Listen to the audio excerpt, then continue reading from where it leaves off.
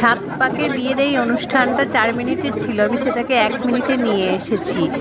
আর যারা পিঁড়ি ধরেছিল তাদের কষ্টটা কিন্তু এতে বোঝা যাচ্ছে না, বরং মজা লাগছে। সেই জন্যই আমি এইভাবেই এটা পোস্ট করলাম, আপনারা দেখুন এবং একটু এনজয় করুন।